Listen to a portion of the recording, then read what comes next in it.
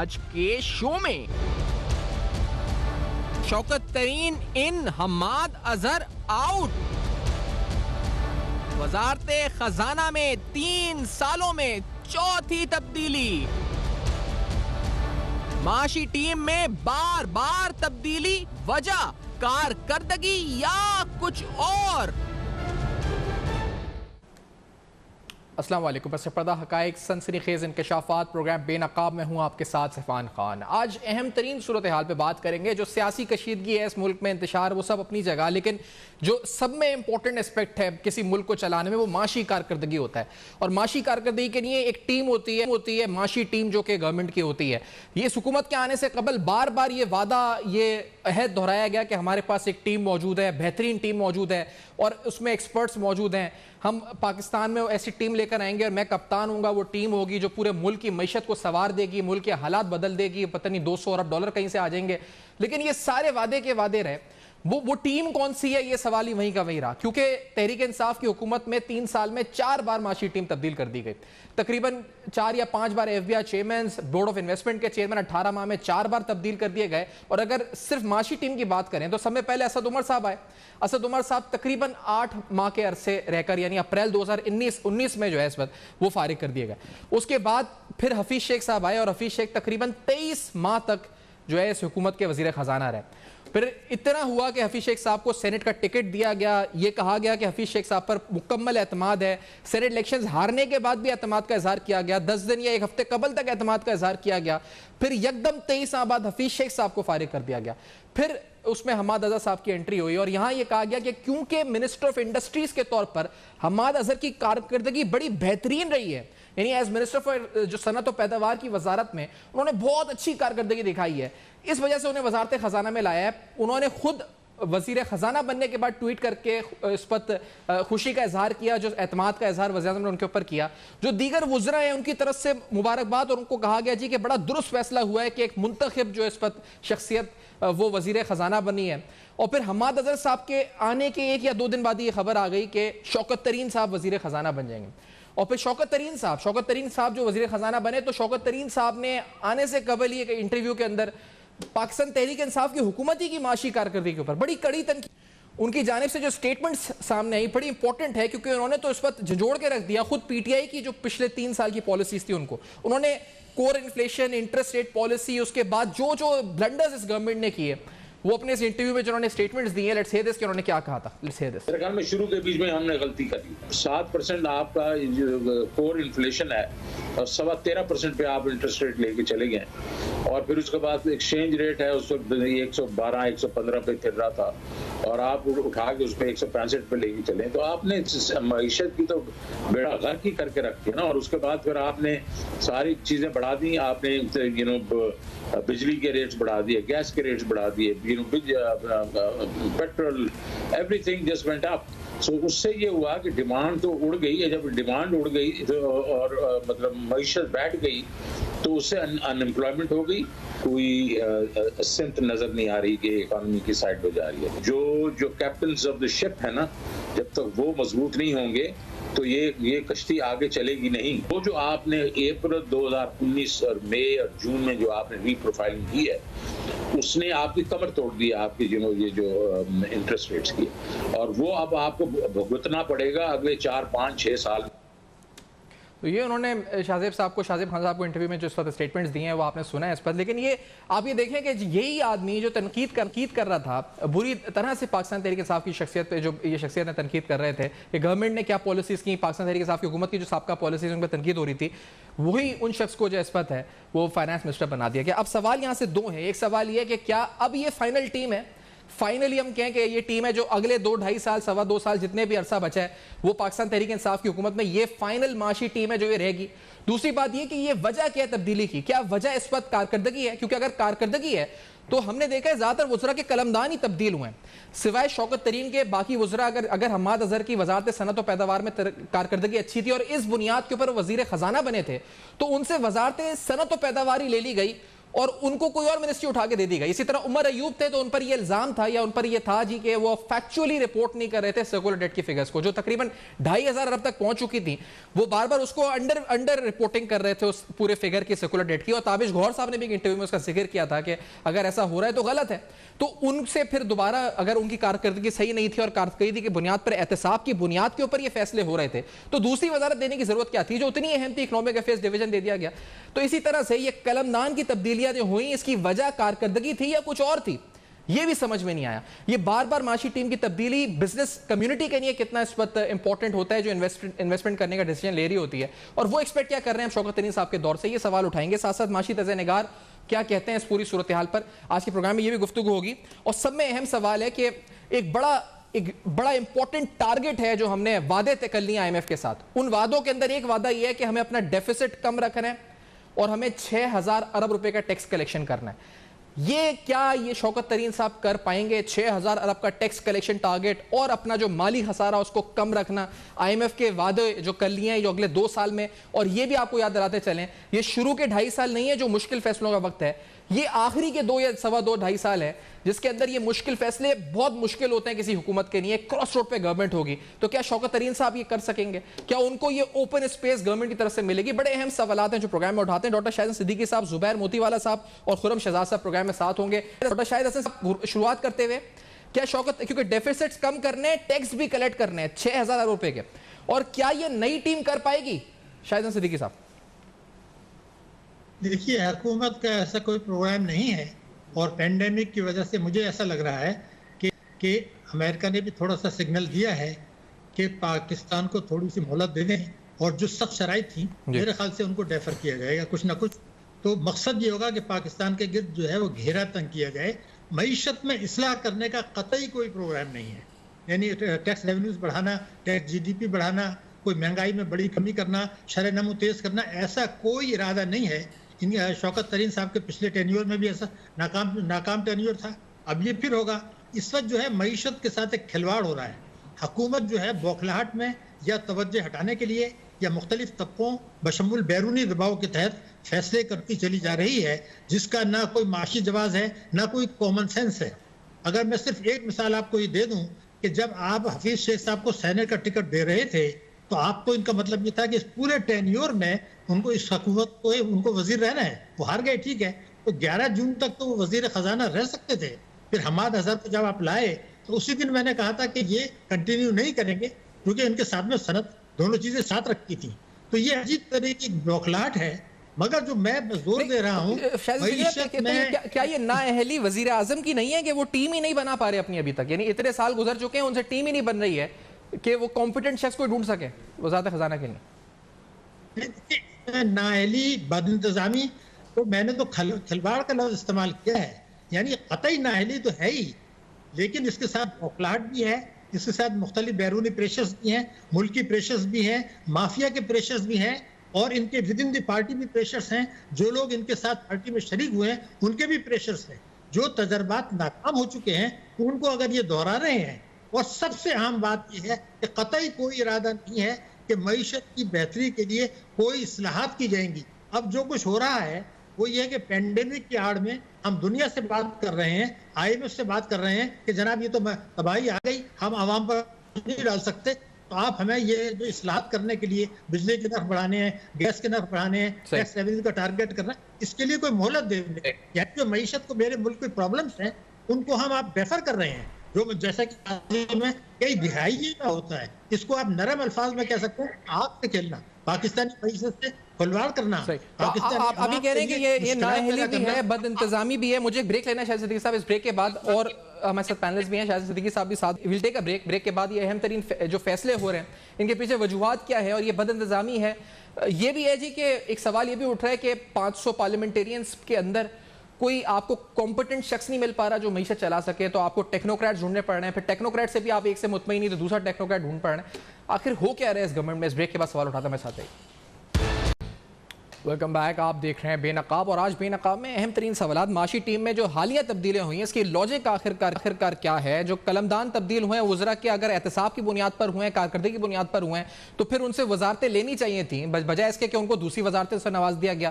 اور اسی طریقے سے کیا یہ بھی فائنل ٹیم ہے یا نہیں ہے؟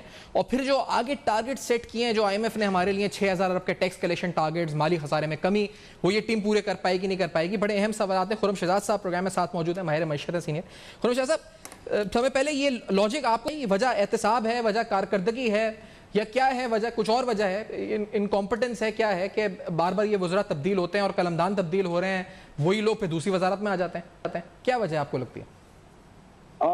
میرے خیال میں تھوڑی کنفیوژن ہے, اور شاید کیپیسٹی کا بھی ایشو ہے کہ لوگ اویلیبل نہیں ہے اس طرح سے, جو کہ خاص کر کچھ منسٹریز میں جو ان ٹیکنیکل چیزوں کو سنبھال سکیں جو کہ اس وقت چیلنج کا سامنا ہے ملک کو, جس طرح کہ پاور منسٹری ہے, پھر اور دوسری جیسے کہ ٹیکس کی جو ہے وہ جو آپ کا پلیٹ فارم ہے FBR, اس طرح سے آپ کے کچھ ریگولیٹری سائڈ پر ہے چیزیں, اسی طرح سے آپ کے انڈسٹریز کی منسٹری ہے, اور بہت ساری منسٹریز ہیں, پیٹرولیم کی ہے. تو میرے خیال میں جو ہے ایگزسٹنگ لوگوں کو ہی جو ہے وہ شفل کیا جا رہا ہے. لیکن پوائنٹ یہ ہے کہ جب اگر پرفارمنس کا مسئلہ نہیں ہے تو شفل کیوں کیا جا رہا ہے, اور اگر پرفارمنس کا مسئلہ ہے تو مین انہی لوگوں کو اگر آپ دوبارہ ایک منسٹری سے دوسری منسٹری میں ڈالیں گے تو پرفارمنس کو امپروو ہونے والی نہیں ہے, کیونکہ کوئی ایک منسٹری پہ اگر نہیں پرفارم کر سکا تو لازمی تو نہیں ہے کہ دوسری منسٹری پہ بھی وہ پرفارم کر سکے. تو یہ تھوڑا کنفیوژن ہے, مجھے لگتا ہے کیپیسٹی کے ایشوز زیادہ ہیں. اور دوسری بات یہ کہ ابھی ہمیں جس طرح میں نے کہا ڈیفیسٹ کم کرنا ہے, ٹیکس کلیکٹ کرنا ہے, 6000 ارب روپے کا ٹارگٹ ہے, کیا یہ نئی ٹیم کر پائے گی؟ دیکھیں بات وہ یہ کہ بیسکس تو سیم ہے نا, کہ آپ کو پہلے تو پولیٹیکل اسٹیبلٹی لے کر آنی ہے, اور پھر پالیسی کنسسٹنسی پہ کام کرنا ہے. اس کے اگینسٹ کام ہو رہا ہے انفیکٹ, کیونکہ ابھی آپ دیکھیں پریزیڈنشیل آرڈر کے تھرو ایک آرڈیننس پاس ہوا ہے جو کہ آگے جا کے آف کورس جو ہے وہ ڈیبیٹ کے لیے آئے گا, but still overnight income tax کی انسینٹیوز جو ہے ان کو ودرا کر لینا سب کے سب کو, بغیر سوچے سمجھے کہ کہاں پہ ٹارگیٹڈ اپروچ رکھنی چاہیے, کہاں پہ گروتھ آ رہی ہے, گروتھ کو سامنے رکھتے ہوئے کیسے جو ہے وہ انسینٹیوز دینے چاہیے, اس کو ہم اس وقت اینٹی گروتھ چل رہے ہیں. تو پالیسی کنسسٹنسی کا ایشو بہت بڑا ہے ہمارے یہاں. کلاسک ایگزامپلز ابھی کریٹ کی گئی ہیں, اس کے ساتھ ساتھ پھر ایز آف ڈوئنگ بزنس ہے, کاسٹ آف ڈوئنگ بزنس ہے, اور پھر ہم نے کوالٹی آف گروتھ بھی دیکھنا ہے کہ کیسے وہ بیسکس کس طرح سے ریسٹور کیے جائیں کہ امپورٹ ڈریون جو ہے وہ گروتھ نہ ہو, ایکسپورٹ ڈریون ہو, اس کے لیے انویسٹمنٹ کی جائے. انویسٹمنٹ دیکھیں سب سے بڑا میجر پوائنٹ ہے اور اسٹارٹنگ پوائنٹ ہوتا ہے کہ انویسٹمنٹ کو سامنے رکھتے ہوئے پالیسیز بنائی جائے کہ کیا کیا جائے جس کی وجہ سے ملک میں انویسٹمنٹ آئے بھی اور یہاں کے سرمایہ کار بھی سرمایہ کاری کریں, اور ان کو انسرٹینٹی کا سامنا نہ کرنا پڑے, پولیٹیکل انسٹیبلٹی کا سامنا نہ کرنا پڑے, اور ان کو یہ پتا ہو کہ پالیسی جو بنائی جا رہی ہے, چاہے کوئی بھی گورنمنٹ ہو, کوئی بھی منسٹر ہو, کوئی بھی وزیر ہو, وہ جو پالیسی ہے وہ کنسسٹنٹ رہے گی, اور جو ہے انویسٹر اس کا ویو لے کے انویسٹ کرے. پھر آپ کی امپلائمنٹ بھی جنریٹ ہوگی, ٹیکسز خود بخود اس میں سے امپروو ہونا شروع ہوں گے, کیونکہ گروتھ ہوگی تو ٹیکسز ہوں گے, انویسٹمنٹ ہوگی تو گروتھ ہوگی. تو یہ سارا جو طریقہ ہے بیسک جو ہے ان کو سامنے رکھنا پڑے گا. ویسے پوٹینشیل تو ہمارے یہاں بالکل صحیح کہا گیا ہے کہ 6 سے 7%, بلکہ اس سے زیادہ کا ہے. پرابلم یہ نہیں ہے کہ پوٹینشیل ہے یا نہیں ہے, پرابلم یہ ہے اس پوٹینشیل کو ایکسپلائٹ کیسے کیا جائے, یہ میجر اسٹریٹجی. ٹھیک ہے, تو اور شاید صدیقی صاحب آپ کی طرف آتے ہوئے, کیونکہ مشکل فیصلے شروع کے سالوں میں کیے جاتے ہیں, اب آخری 2.5 سالوں میں مشکل فیصلے ہوں گے جیسے آئی ایم ایف کا پروگرام کے تحت ہمیں کرنے پڑیں گے, تو آپ سمجھتے ہیں گورنمنٹ افورڈ کر سکے کہ پولیٹیکلی گورنمنٹ کے لیے مشکل ہوگا؟ کیا ہوگا شاید صدیقی صاحب؟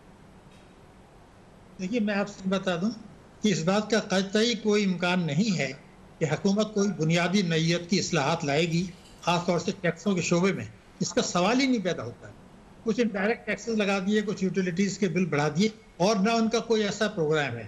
پروگرام یہی ہے, اگر آپ کو یاد ہو اکتوبر 2016 میں آئی ایم ایف نے ہم کو 1 درجن ویورز دیے تھے.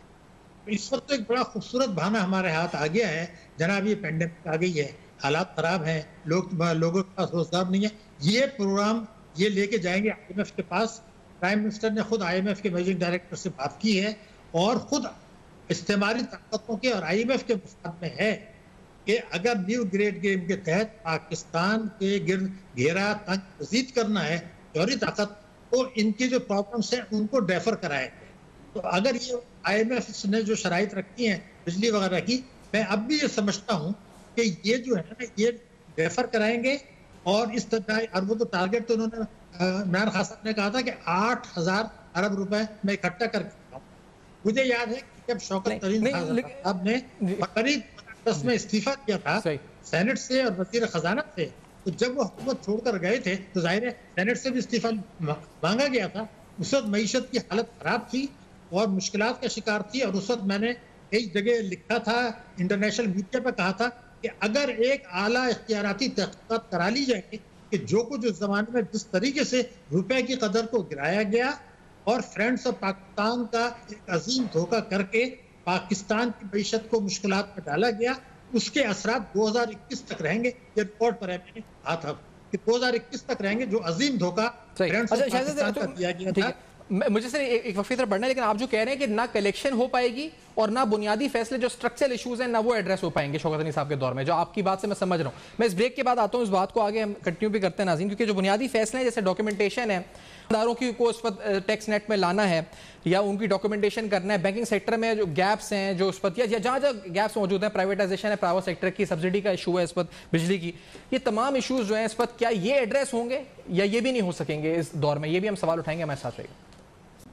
ویلکم بیک، آپ دیکھ رہے ہیں بے نقاب. آج اہم ترین سوالات اٹھا رہے ہیں معاشی ٹیم کے حوالے سے. بار بار کی تبدیلی، قلمدان کی تبدیلی کیا احتساب کی بنیاد پر ہو رہی ہے یا فیصلے کسی اور وجہ سے ہو رہے ہیں؟ کیونکہ انہی وزراء کو دوسری وزارتیں دے دی جاتی ہیں، کارکردگی کی بنیاد ہے تو پھر ان کو کیوں وزارتیں ملتی ہیں؟ اور آگے کیا یہ ٹیم مستقل رہے گی یا نہیں رہے گی؟ اور پھر جو پہاڑ جیسے ٹارگٹس رکھ دیے گئے ایم ایف نے 6,000 ارب کے ٹیکس ٹارگٹس، فسکل ڈیفیسٹ میں کمی، کیا یہ اچیو ہو سکیں گے؟ زبیر موتی والا صاحب معروف تاجر رہنما بھی ساتھ ہیں، شاہد حسن صدیقی صاحب بھی پروگرام میں ساتھ ہیں. موتی والا صاحب آپ ہوئے کیا شوکت ترین صاحب کر پائیں گے یہ جو ٹارگٹس ہم نے رکھ دیے ہیں، اور اس سے آپ لوگوں کے لیے کتنی مشکلات ہوں گی اگر یہ سارے ٹارگٹس شروع ہو گئے اچیو ہونا، 6,000 ارب کے ٹیکس ٹارگٹس اور دیگر بجلی کی قیمتوں میں اضافہ سب کچھ؟ دیکھیں میں سمجھتا ہوں کہ یہ جو ٹارگٹ ہیں جی یہ اور جو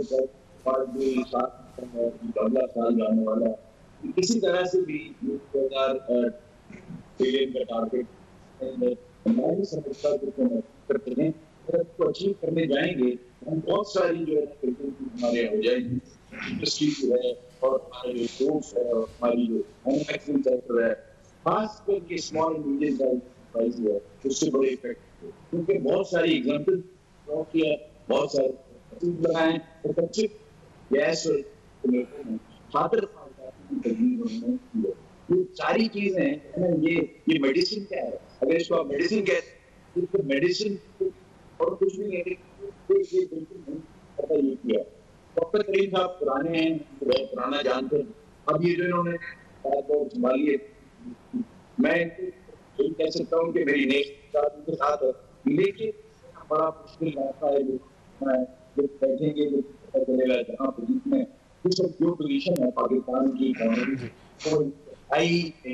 اچھا. اور اچھا زبیر صاحب ایک بات تو ایک چیز اور، کیونکہ ایک اور سوال اٹھنے لگا ہے، یہ دوسرا وہ سوال یہ ہے کہ کوئی اس وقت منتخب ارکان پوری پارلیمنٹ میں نہیں ہے جو معیشت سنبھال سکے، یعنی 500 پارلیمنٹیرینز میں کوئی ایک بندہ نہیں ہے. اور جب ٹیکنوکریٹ ہیں جیسے شبر زیدی ہیں، وہ کہتے ہیں، یا پھر جو دوسرے بھی آئے وہ کہتے ہیں ہمیں کام نہیں کرنے دیا جاتا، مداخلت ہوتی ہے منتخب ارکان کی طرف سے، انہیں اسپیس نہیں دی جاتی. تو ٹیکنوکریٹ کو اسپیس نہیں ملتی، منتخب جو ہے وہ کمپیٹنٹ نہیں ہے، تو یہ نظام چلے گا کس طرح سے اگر اسی طرح رہا تو؟ دیکھیں میں ایک بات آپ کو بتاؤں کہ ایسا نہیں جیسا آپ جو کہہ رہے ہیں، یہ مناسب بات ہے آپ کی کہ اتنی بڑی اسمبلی کے اندر ایک آدمی کو ملنا چاہیے جو فائنینشیل وزرڈ ہو. جو اپنی عمران خان صاحب اپنی کیمپین کے دوران وہ جیسا اسد عمر کو انٹروڈیوس کرواتے تھے کہ ہمارے فائنانس ہوں گے، کئی دفعہ انہوں نے کروایا الیکشن، تو وہ ظاہر ایک دفعہ اب وہ آگے اس کے بعد اور کو بندہ نظر نہیں آتا. امریکہ کے اندر جو 4 کی پوسٹ ہوتی وہ ٹیکنوکریٹ کے پاس ہی ہوتی ہیں. آپ اس کو دیکھ لیں، فائنانس ہے، فورن آفس ہے اور ڈیفینس ہے اور کوئی اور ہے. 4 آفیسز جو ہوتی ہیں وہ آپ کی ٹیکنوکریٹ کے پاس ہوتی ہیں. اس میں کوئی برائی نہیں ہے، لیکن سوال یہ پیدا ہوتا ہے کہ جب آپ ٹیکنوکریٹ جاتے ہیں تو یہ اور کن ٹیکنوکریٹس کو آپ موقع دیتے ہیں، کیسے دیتے ہیں. اور اب آپ یہ دیکھیں، میں آپ کو بتاؤں اکنامک ٹیم جو انہوں نے بنائی ہے، یہ جو 12 یا 15 لوگوں کی جو کریم صاحب کے ساتھ دی ہے، ان میں کون لوگ ہیں؟ ان سب کی بہت قدر، لیکن آپ اس پر بہت بڑا گیپ دیکھتے ہیں. تو گیپ وہ نظر آتا ہے جس کے اندر میڈیم سائز کا لسٹ ہے، کون میڈیم سائز کی ریپرزنٹیشن اس میں ہے ہی نہیں. آپ اگر دیکھیں سارے لارج مالدان ہیں جو بڑے بہت بڑے ان کو کیا گیا اور ٹیکنوکریٹ کے اندر چارٹرڈ اکاؤنٹنٹس ہیں. تو یہ جو نا اس میں اگر آپ نے ریپرزنٹیشن کرنی ہے تو اگر آپ کسی بھی پاکستانی سے پوچھیں کہ کون سا سیکٹر پرفارم نہیں کر رہا تو وہ یہ کہے گا کہ آپ یہ پوچھیں کون سا پرفارم کر رہا ہے تو آپ کے سامنے پرسنٹیج آ جائے گی کہ ایل ایس ایم جو ہے اس سے سب سے بیٹر پرفارم کیا. ٹھیک ہے, اس کے بعد آپ کس نے پرفارم نہیں کیا, اسمال اینڈ میڈیم سائز میں کم کیا ہے نہیں کیا ہے. یہ پوچھیں سب سے زیادہ پرابلم میں کون سا سیکٹر شکار ہے, جواب آپ کا ان کا اکنامک ٹیم میں نہیں آتا. اس کے اندر اکنامک ٹیم کے لوگ ہونے چاہیے. اور دوسرے شوکت ترین صاحب ہمیں ہمارے فائنانس ان کو پاکستان پتا ہے کہاں تھے اور کل ہوں گے اور اس وقت جو پالیسیز ہوں گی وہ کیا.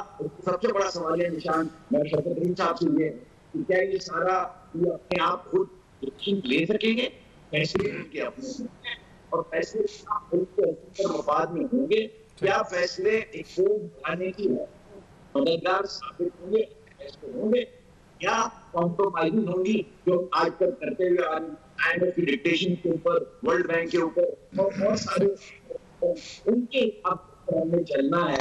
تو فائنانس شوکت ترین ہو تو فائنانس آپ بالکل درست کہہ رہے ہیں کہ چلنا ہمیں اس حساب سے ہی ہے. اور ڈاکٹر شاہد صدیقی صاحب آپ کی نظر میں لاسٹلی کہ یہ تو پھر بڑا عجیب معاملہ ہے کہ ٹیکنوکریٹ جس طرح شبر زدی صاحب کے ہم انٹرویو سنتے ہیں وہ کہتے ہیں جب ہم مشکل فیصلے کرتے ہیں تو پھر مختلف لوگ آ کے پریشر ڈالتے ہیں پرائم منسٹر پہ, مشکل فیصلے کرنے نہیں دیتے اور جو منتخب ہیں وہ ان میں کوئی نظر نہیں آ رہا کہ سنبھال سکے.